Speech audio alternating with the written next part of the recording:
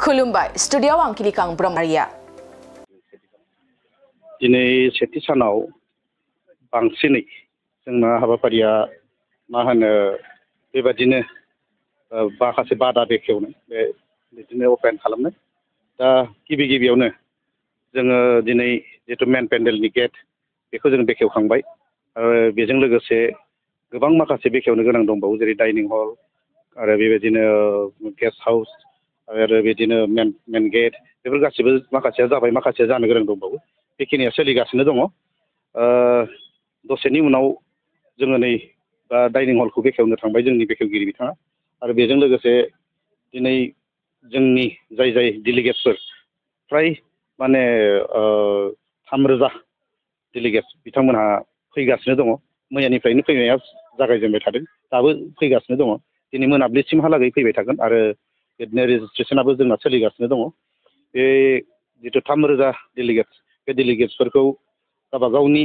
जितु बादा बे बादाफोराव बेबायदिनो दोनहैनाय बिथांमोनखौ आबजा लानाय बे सोलिगासिनो दङ बेजों लोगोसे दिनै जोंहा डेलिगेट जों जिरायगोन बे डेलिगेट जिरायनायाव जोंहा आलासि लेंनानै लाखानाय बा थिखानाय दङ जोंनि मिरु एबसुनि आफादगिरि दिपेन बर' बिथाङाबो जोंनो आलासि महरै बेयाव नुजाफागोन आरो बेजोंनो लोगोसे आदित्य काख्लारि बिथां आरो जोंनिनो PKWCनि चेयारमेन अनिल बसुमतारी बिथाङाबो इन'ग्रेटर हिसाबै जोंनि बेयाव नुजाथिफैगोन दा बेफोर माखासे जा हाबाफारि बे जोंना सोलिगासिनो दङ मा आयदानि सायाव सावरायनो डेलिगेट्सआव जोंना बांसिनै सावरायनो गोनाङानो जाहैबाय जोङो नैबे जोंनि जिथु आफादारि माखासे बिथिं बे बिथिङाव जों गोबां सावरायगोन आरो बेजोंनो लोगोसे जिहेथु बे PKWCआ जों बे UBPO आरो गासै माखासे संगठनजों लोगो नांनानै ज' जोङो दाबिबोबाय थानायनि गेजेरजों जाफुंदों आरो बेयाव माखासे जाबावनो गोनां दङ माखासे खामानि मावबावनो गोनां दं एकदम बुंथारनो गोनाङा बेनो माने माखासे खामानि दोननानै नैबे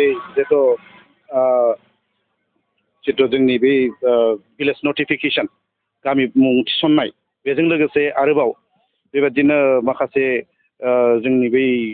मा होनो समस्ति दानाय बे समस्ति दानायफोरा बिनि सायाव जों गोबां सावरायनो गोनां दङ सावरायगोन आरो बेखौ लानानैनो जोङो जोंनि गेवलां मेलहालागैसिमबो बेयाव एबार जोंनि मानगोनां आसामनि chief minister doctor Hemanta Biswa शर्माखौबो लेंहरदों जोङो आसा थिदों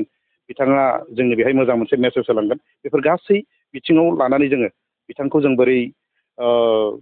लेंनानै बोरै सावरायहोगोन बोरै बुंहोगोन बिनि माखासे थाम थिम जों खालामगासिनो दङ